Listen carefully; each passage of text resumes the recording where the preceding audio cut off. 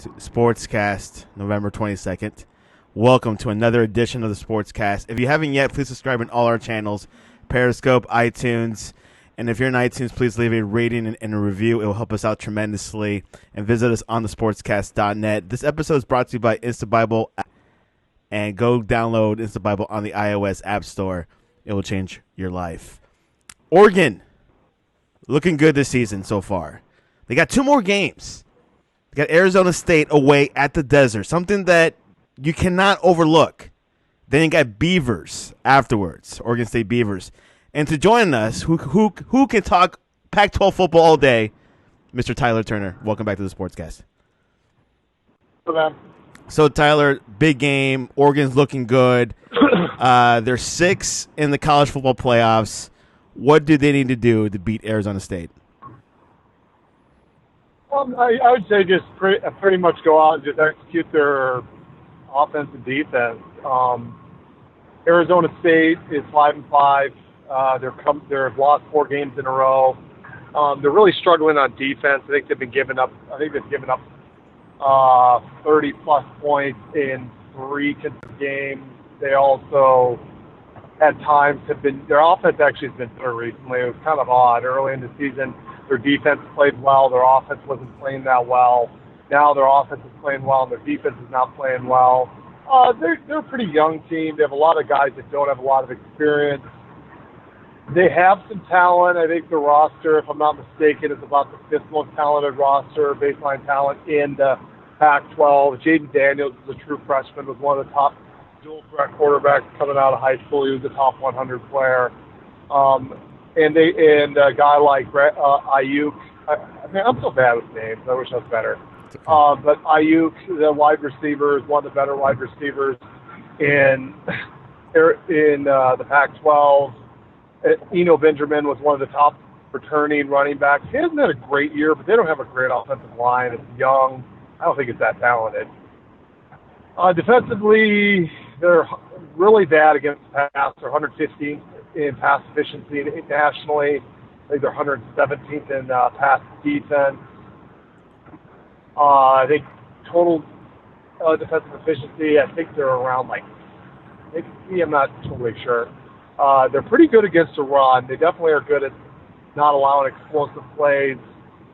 But they're just an inconsistent team. I mean, early in the season, they were 5-1. They were rated as high as number 18. And then, they lose by 18 to Utah. They lost by, a couple touchdowns to UCLA. They lost to USC. Were down 28-3 at the end of the first quarter. Then they lost to Oregon State. But it's at Arizona State. It's the ABC game of the week. It's, Kirk Herbstreit and Chris Fowler. So I think they'll be really up for this game. They're not as good as Oregon. They're not as talented as Oregon, but you just never know. And hopefully Oregon is just really locked in. Hopefully they have not been listening to the noise. Hopefully they've been staying focused on, this opponent, winning each and every week. Because there is some of the media, several different sources that either think it's going to be very close, and I've seen a couple that actually think Arizona State's going to pull off the upset. People are thinking crazy things might happen in the desert, and they think that maybe Oregon will start looking ahead. So hopefully they just stay grounded, they stay focused, and they come out there and they just execute their game on offense and defense. Because if they do, I think they'll beat this team by a couple touchdowns. Yes, I see on Vegas they got Oregon winning by 14 points. I mean, I think if you just take the teams as is, Oregon is better offensively. Oregon has a top 20 offense. Arizona State probably doesn't even have a top 50 offense. If you take them defensively, Oregon has a top 15 defense. Arizona State, I don't think they even have a top 50, especially against the pass. So if you just take their actual efficiency, offense, defense, I would say that line's pretty correct. But you just don't know different factors, motivation, home field advantage, looking ahead, stuff like that can level the playing field a little bit more. If you just look at the metrics, if you look at the metrics, Oregon should win this game. Yeah, it should. The only factor is that they're playing at Arizona State in the desert. Oregon cannot overlook it. The Sun Devils, I was reading that they don't have much of a offensive line to handle with the Ducks up front. The Oregon D-line is too active, the run defense too strong, and the offense really just doesn't make the big mistakes a struggling team like ASU needs. The other that's a good point right there. The big thing that would cause an upset is just making huge mistakes. And for the most part, Oregon just doesn't, especially Herbert isn't. People could say, he's had his knocks and all that. People, he's had his critics. But one thing that for most of his career, he's rarely been the guy that throws a bunch of picks. And Oregon doesn't fumble the ball a bunch. So, I mean, they would have to cause some turnovers or some special teams breakdown, because I don't think they're just going to go out there and run up and down the field on Oregon's defense. And I don't think Arizona State's just going to stuff Oregon offense. Even though, at home, with the emotion that, especially on defense, can be provided, I could see their defense early coming out and getting some pressure on Herbert and maybe causing some problems. I could see it. What would you, we'll see. Obviously, Tua's whole injuries, woes these past couple weeks, Herbert's stock has been going up. What would you like to see Justin Herbert in this game? Well, he needs to keep on playing like he has the last couple weeks. Justin Herbert's best play has been the last two games. He's even thrown 2 picks, one in each of the games, but his best play has been the last 2 games. He's been making some big plays down the field. He has been just very confident. He's been very accurate throwing the ball, in particular down the field. He just has seemed a lot more confident. He's been a lot more consistent. There hasn't been any lapses of really bad passes, or times where he just bad pocket awareness. I will still say that's the weakest part of his game is, sometimes when the pocket breaks down, Herbert will just take a sack when he could just get out of the pocket and throw the ball away. That's one thing that's always kind of mystified me about Herbert. Is just man, dude, get outside the pocket. You're a good enough athlete. Just throw the ball away. That's one thing. And then the other thing is,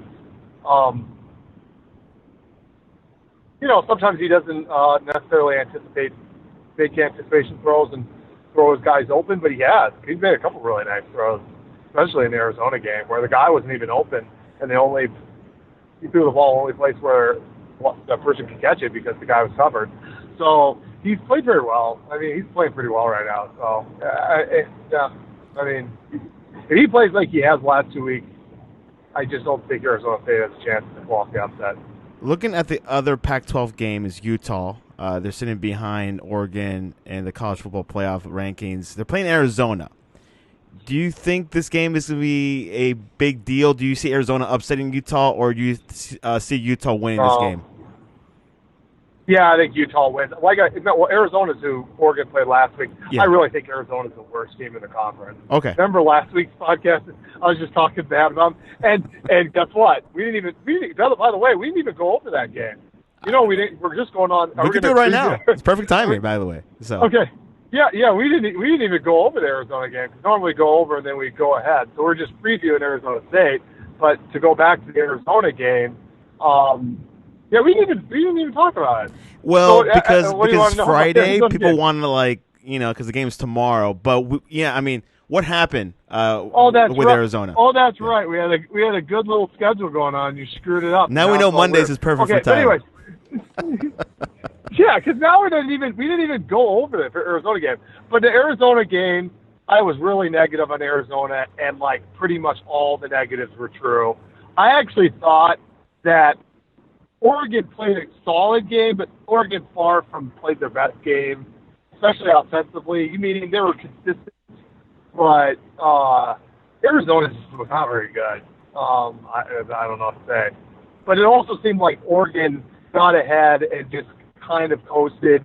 It just didn't really step on them. But they won. They won 34-6, so it doesn't really matter. They completely outplayed them. They had 2-time the total yardage. I think it was like 500 to 250. The defense played good. They didn't allow a touchdown for the fifth time this season. For the sixth time, wait a minute. For the fourth time, they didn't allow a touchdown. For the fifth time, they held the team to single digits. Another great game by the defense.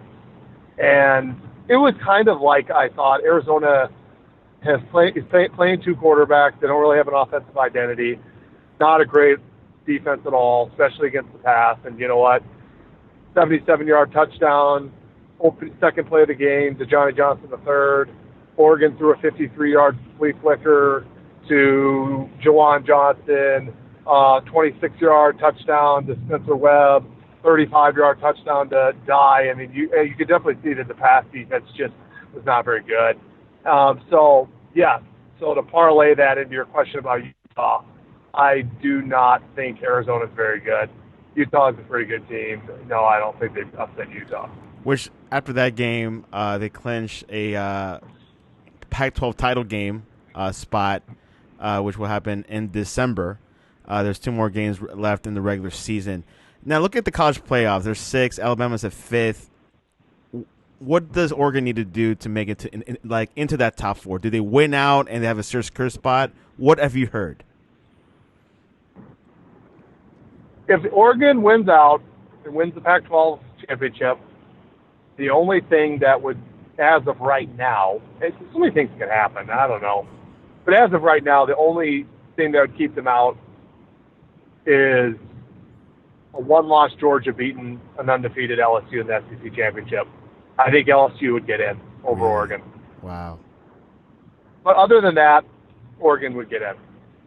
So hopefully LSU wins the SEC title, or Texas A&M upsets either Georgia or LSU the next couple weeks.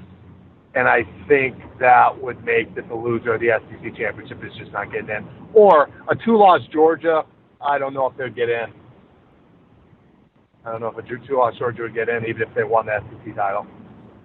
Will Tua's injury woes bring down Alabama further? Even though if Alabama wins out, how much low can they drop?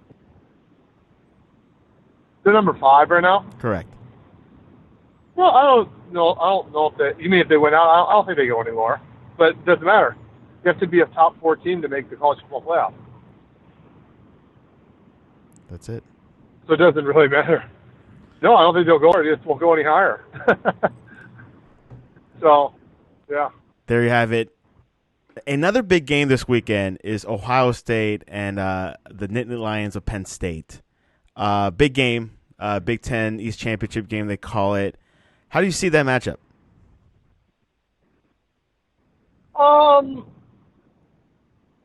It's been great games the last 3 years. I just think that Ohio State is far too talented. I think they're a much better team. I think Penn State's going to play as good as they can. I think they're going to come in very prepared, but I think it's going to be one of those 35-21 victories. I think they're going to play Ohio State closer than any other team has. I think they're more talented than any other team that Ohio State has played. But unless Ohio State just really self-destructs, I think they win by 2 touchdowns. Anything else in college football you want to talk about? I think Ohio State's the most talented team in America. So in the world.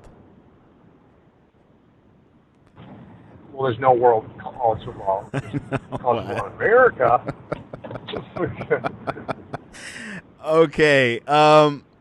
Miles Garrett is accusing Mason Rudolph for saying a racial slur. Mason Rudolph says, talk about this. You don't want to talk about Miles Garrett. I mean, what is there to say? I mean, that's crap. I mean, the guy, whatever. He's suspended indefinitely. Hopefully, forever. He gets. Hopefully, I mean, I don't know what forever, but I mean, that's retarded. That's such a lame card that people are pulling these days.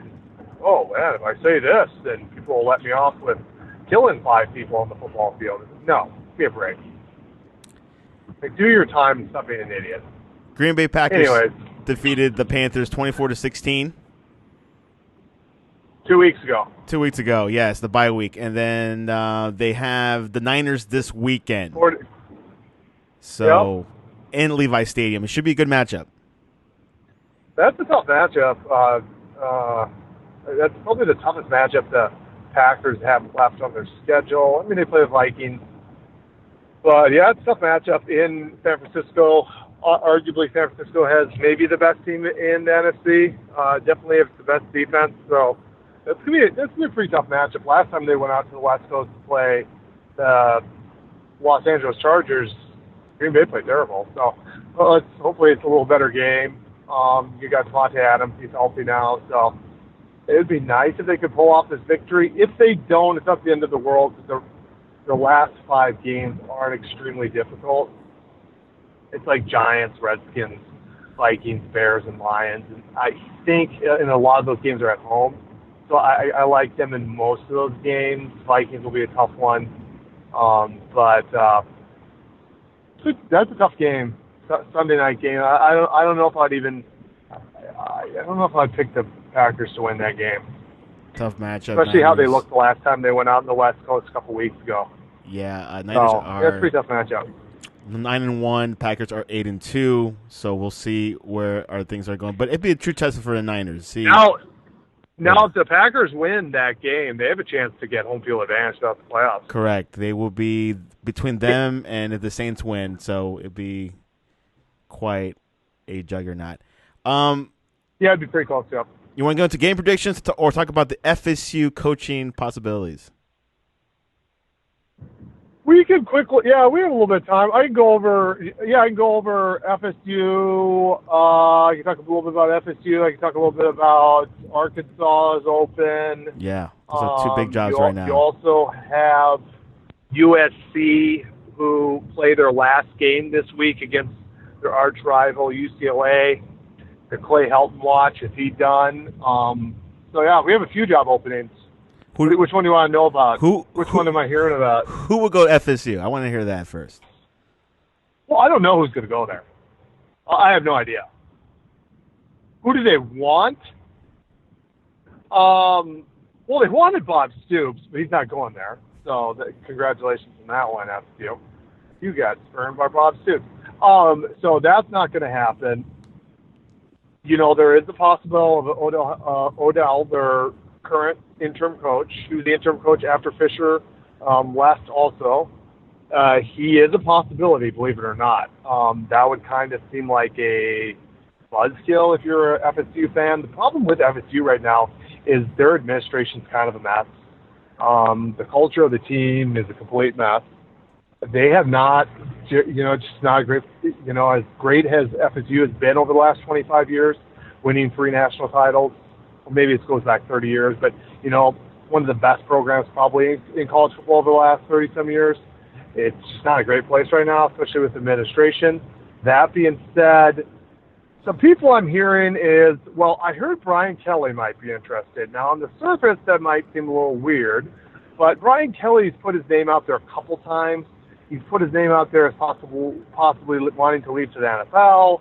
Now he's put his name as possibly been interested in FSU. Is it a ploy by his agent to get a raise and to get some more power in control and within the Notre Dame system? I don't know. We'll find out.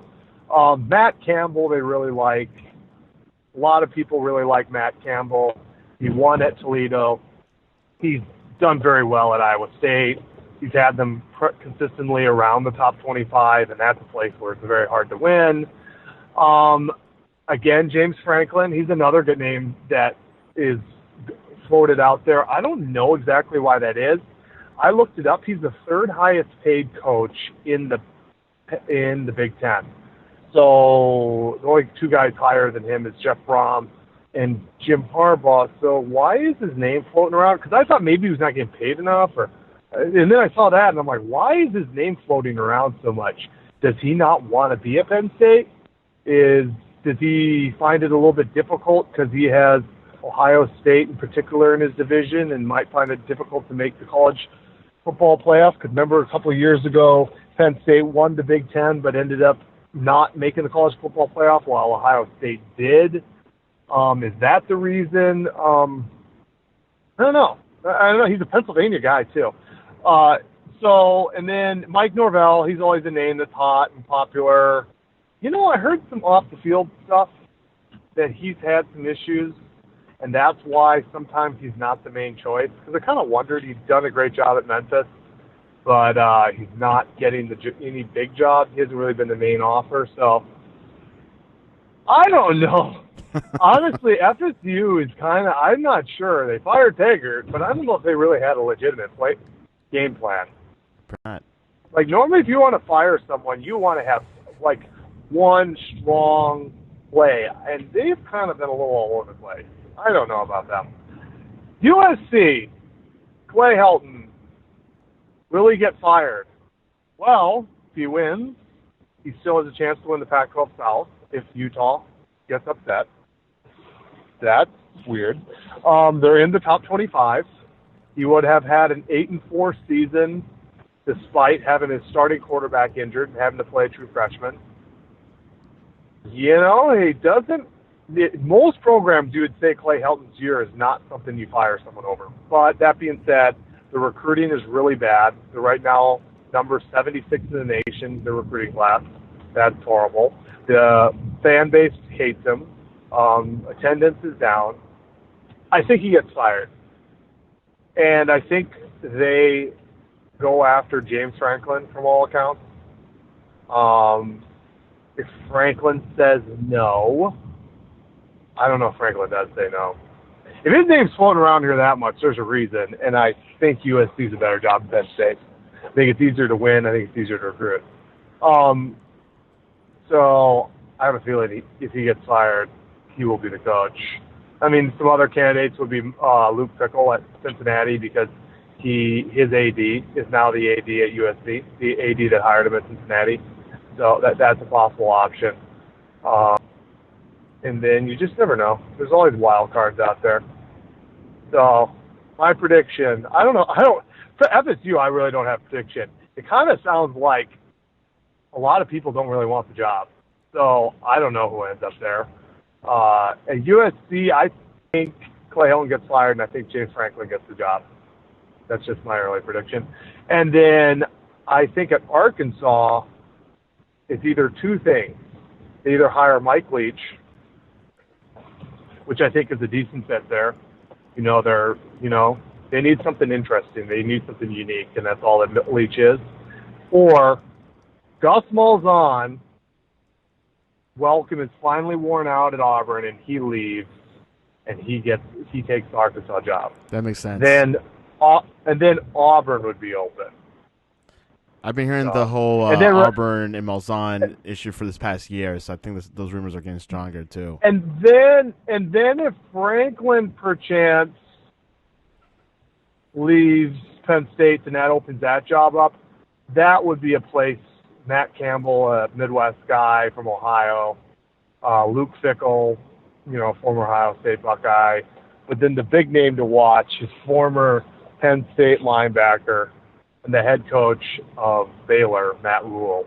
I think he might go back to his alma mater. If I had to say Penn State opens up, I think Matt Rhule, he's a really good coach, and I think he might take that job.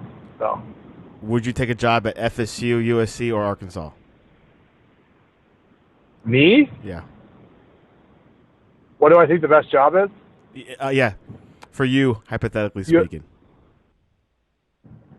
Well, I mean, what do I think? Well, I don't know. That's weird. But which job do I think is the best job? USC. USC is a blue blood. It's one of the most storied programs in college football history. It also is the main school in the Pac-12. It's in one of the best talent-rich areas. If you said the most talented players, they come from Texas, Florida, and Southern California. Well, Southern California is in Southern California. So USC, in my opinion, is the best job. Second best job is Florida State, but their administration is just not good. So I don't know. All right, there you have it. I don't know. Arkansas. I don't know. Yeah, I don't know. I don't know who takes the Florida State job. So. Game predictions, Tyler. Go. Let's start. Arkansas at LSU. LSU. Penn State at Ohio State. Yeah, I kind of broke it down.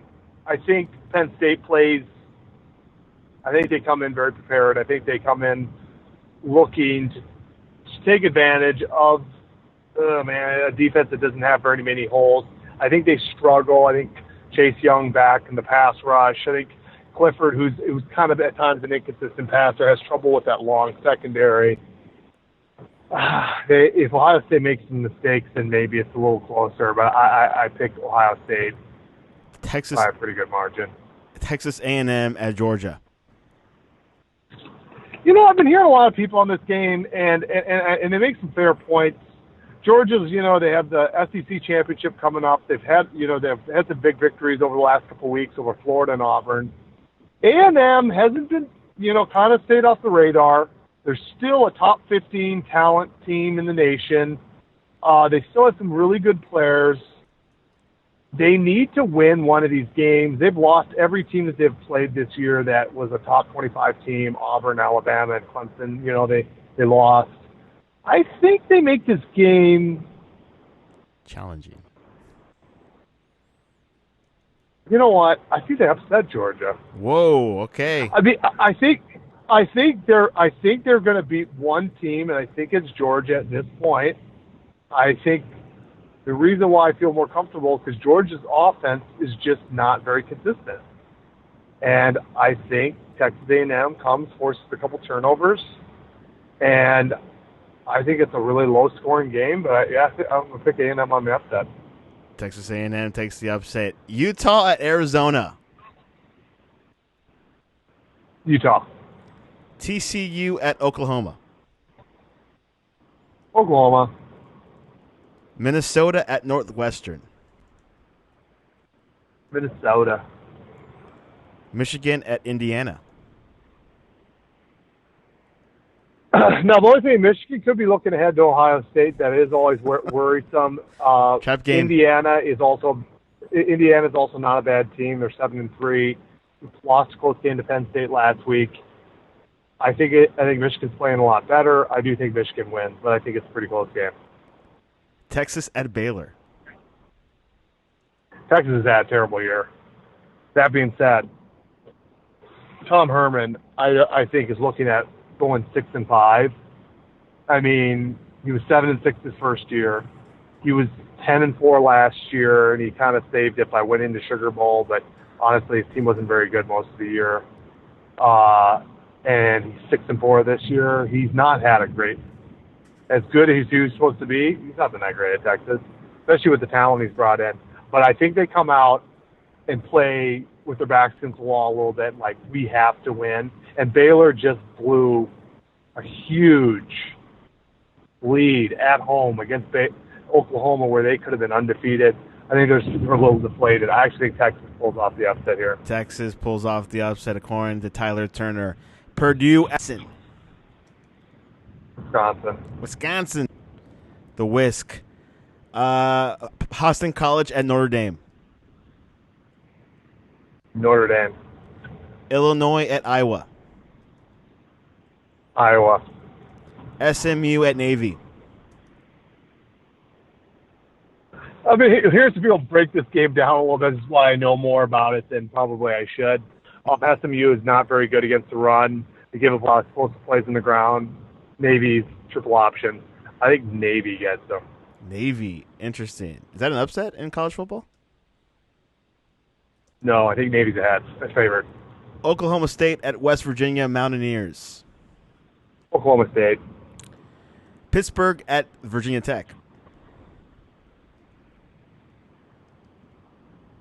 Pittsburgh's played better than people thought. So does Virginia Tech after looking terrible early in the year. It's turned around. I think Virginia Tech wins at home. It's a tough place to play at Blacksburg. They're playing a lot better. I think Virginia Tech gets Pittsburgh.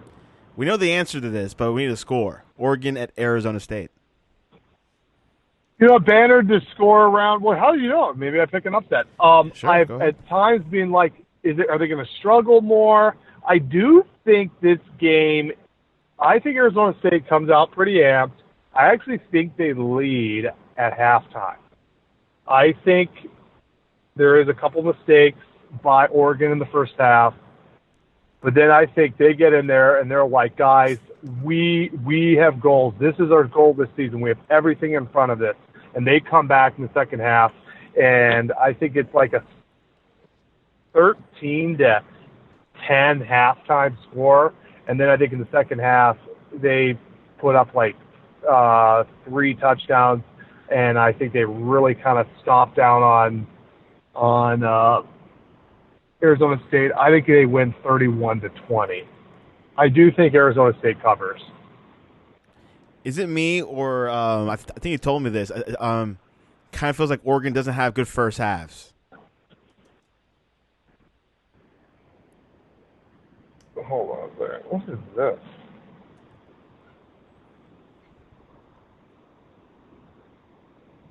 Okay. What did you say? Is it me or is it like Oregon doesn't have a good first halves typically in games this season? No, it's been, well, I mean, they probably played better in the first half last week. They're up 21-0 midway through the second quarter. I'm trying to think. Yeah, Washington, they were down. They were tied with Washington State, and they looked better in the second half. USC 28-17, they kind of turned it around in the second quarter. Yeah, there's been a couple games. Well, Auburn, though. Auburn, they were up. What was it? Was it 21-3 at half?